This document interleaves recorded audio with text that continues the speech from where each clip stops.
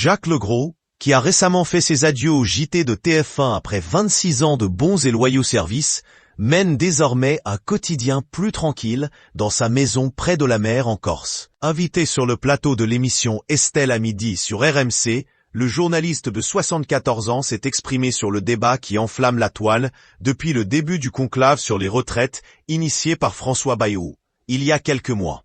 Faut-il baisser les retraites des boomers ? L'ancien joker du JT de 13h de TF1 a un avis tranché sur la question.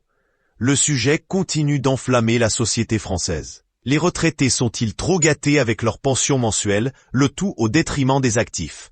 Faudrait-il donc baisser les retraites de ceux que l'on appelle communément les boomers, soit les personnes nées après la Seconde Guerre mondiale ?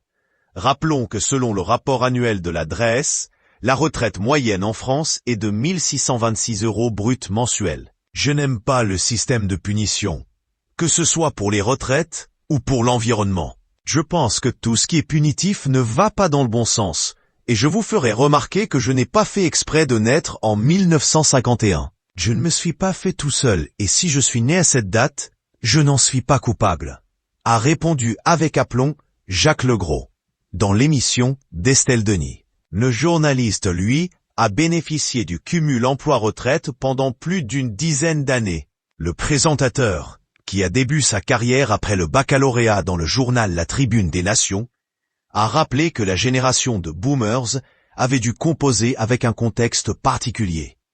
On a fait avec ce que l'on avait. On sortait de la guerre.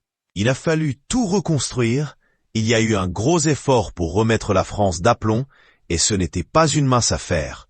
Ce n'est pas vous qui l'avez fait, les trentenaires, c'est nous qui l'avons fait. Mais le père de Tatiana, 48 ans, fruit d'un ancien amour, et Gabriel, 20 ans, né de son union avec Valérie, est conscient de la frustration de la jeune génération. Cela ne nous dispense pas d'être généreux et solidaires avec les jeunes générations.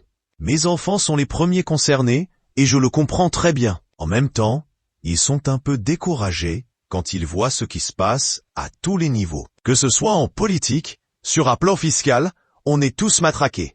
Et pour eux, ce n'est pas une incitation à rester en France. Ça, je vous le garantis.